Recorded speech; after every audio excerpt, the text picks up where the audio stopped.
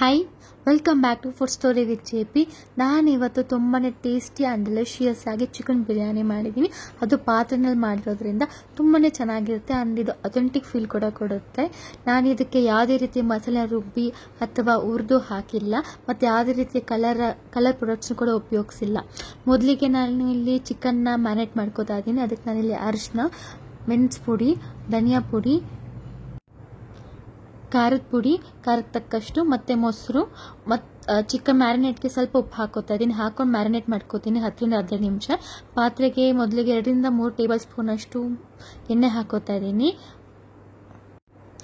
ಎಣ್ಣೆಗೆ ಚಕ್ಕೆ, ಲವಂಗ, ಸೋಂಪು, ಈರುಳ್ಳಿ, ಗೋಡಂಬಿ, ಪಲಾವ್ ಎಲೆ, ಮೆಂತ್ಯ ಸೊಪ್ಪು, ಟೊಮೆಟೊ, ಶುಂಠಿ ಬೆಳ್ಳುಳ್ಳಿ ಪೇಸ್ಟು, ಹಸಿಮೆಣಸಿನ್ಕಾಯಿ, ಪುದೀನ, ಕೊತ್ತಂಬರಿ. ಇಷ್ಟರಲ್ಲಿ ಮೊದಲಿಗೆ ನಾನು ಮಸಾಲೆ ಹಾಕೋತಾ ಇದ್ದೀನಿ. ಸೋಂಪು, ಚಕ್ಕೆ, ಲವಂಗ ಎಲ್ಲದನ್ನು ಹಾಕೋತಾ ಇದ್ದೀನಿ. ಜೊತೆಗೆ ಮೆಂತ್ಯ ಸೊಪ್ಪನ್ನ ಹಾಕೊಂಡು ಫ್ರೈ ಮಾಡ್ಕೋತಾ ಇದ್ದೀನಿ. ಈರುಳ್ಳಿನಲ್ಲಿ ಗೋಡಂಬಿ 3ರಿಂದ 4 ಗೋಡಂಬಿ ತೊಗೊಂಡಿದ್ದೆ, ಅದನ್ನು ಹಾಕೋತಾ ಇದ್ದೀನಿ. ಈಗ ಈರುಳ್ಳಿನ ಹಾಕೊಂಡು ಫ್ರೈ ಮಾಡ್ಕೋತಾ ಇದ್ದೀನಿ. ಗೋಲ್ಡನ್ ಬ್ರೌನ್ ಬರೋ ತನಕ ಫ್ರೈ ಮಾಡ್ಕೋಬೇಕು. ಈರುಳ್ಳಿ ಫ್ರೈ ಆಗೋದಕ್ಕೆ ಸ್ವಲ್ಪ ಉಪ್ಪು ಹಾಕೋತಾ ಇದ್ದೀನಿ.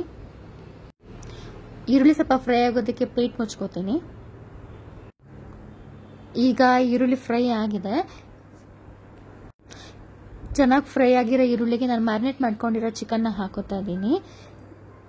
ಚಿಕನ್ನ ಮ್ಯಾರಿನೇಟ್ ಮಾಡ್ಕೊಳ್ಳೋದ್ರಿಂದ ಚಿಕನ್ ತುಂಬಾ ಸ್ಮೂತಿ ಆ್ಯಂಡ್ ಸಾಫ್ಟಿ ಆಗುತ್ತೆ, ಟೇಸ್ಟ್ ಕೂಡ ಚೆನ್ನಾಗಾಗುತ್ತೆ. ಈಗ ನೀಟಾಗಿ ಎಣ್ಣೆ ಮತ್ತು ಮಸಾಲೆ ಜೊತೆ ಚಿಕನ್ ನೀಟಾಗಿ ಮಿಕ್ಸ್ ಆಗಬೇಕು. ಇದಕ್ಕೆ ಚಿಕನ್ ಬೇಗನೆ ಬೆಂದೋಗುತ್ತೆ. ಈಗ ನಾನು ಪ್ಲೇಟ್ ಮುಚ್ತಾ ಇದ್ದೀನಿ. ಅಕ್ಕಿನ ನೆನೆಸಿಟ್ಕೊಂಡಿದ್ದೆ 10ರಿಂದ 15 ನಿಮಿಷ ಕ್ಲೋಸ್. ಈಗ ಲಿಡ್ ಓಪನ್ ಮಾಡ್ತಾ ಇದ್ದೀನಿ. ಒಂದ್ಸಲ ಚಿಕನ್ನ ನೀಟಾಗಿ ಮಿಕ್ಸ್ ಮಾಡ್ಕೊಳ್ಳೋಣ ಮಸಾಲೆ ಜೊತೆ. ಈಗ ನಾನು ಅಕ್ಕಿನ ನೆನೆಸ್ಕೊಂಡಿದ್ದೆ, ಅಕ್ಕಿನ ಹಾಕೋತಾ ಇದ್ದೀನಿ. ಬ್ಯಾಚುಲರ್ಸ್ಗಾಗಲಿ ಅಥವಾ ಚಿಕ್ಕ ಚಿಕ್ಕ ಫಂಕ್ಷನ್ಸ್ಗಳಿಗಾಗಿ ಈ ಥರ ಮಾಡೋದ್ರಿಂದ ಅನ್ನ ನೀಟಾಗಿ ಉದುರುತ್ತೆ.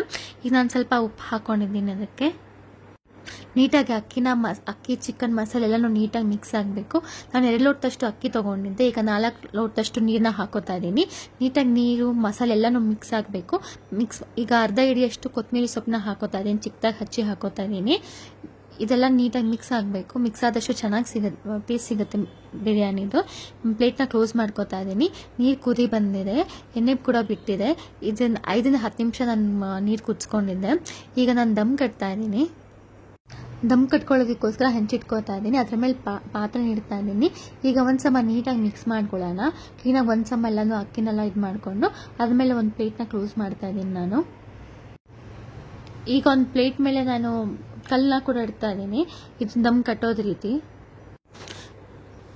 ದಮ್ ಕಟ್ ಆಗಿದೆ. ಈಗ ಓಪನ್ ಮಾಡಿ ನೋಡ್ತಾ ಇದ್ದೀನಿ, ತಟ್ಟೆ ತೆಗಿತಿದ್ದೀನಿ. ವಾವ್, ತುಂಬಾ ಚೆನ್ನಾಗಿ ಬಂದಿದೆ. ಫ್ಲೇವರ್ ತುಂಬಾ ಚೆನ್ನಾಗಿದೆ. ಆ ಫ್ಲೇವರಲ್ಲೇ ಗೊತ್ತಾಗ್ತಿದೆ.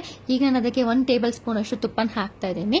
ಇದನ್ನು ಹಾಕೋದ್ರಿಂದ ತುಂಬಾ ಫ್ಲೇವರ್ ಬಿಡುತ್ತೆ, ಚೆನ್ನಾಗೂ ಇರುತ್ತೆ ಟೇಸ್ಟು. ನೀಟಾಗಿ ಒಂದ್ಸಮ ನೀಟಾಗಿ ತಿರುಗಿಸ್ಕೋಬೇಕು. ಆಗ ಉಪ್ಪು ಖಾರ ಎಲ್ಲ ನೀಟಾಗಿ ಮಿಕ್ಸ್ ಆಗಿರುತ್ತೆ. ಇದೇ ರೀತಿ ನೀವು ಕೂಡ ಒಂದ್ಸಲ ಟ್ರೈ ಮಾಡಿ ಹೇಗಿತ್ತು ಅಂತ ನನಗೆ ಕಮೆಂಟ್ ಮಾಡಿ. ಲೈಕ್, ಶೇರ್ ಆ್ಯಂಡ್ ಸಬ್ಸ್ಕ್ರೈಬ್ ಮಾಡೋದನ್ನ ಯಾವತ್ತೂ ಮರಿಬೇಡಿ. Thank you.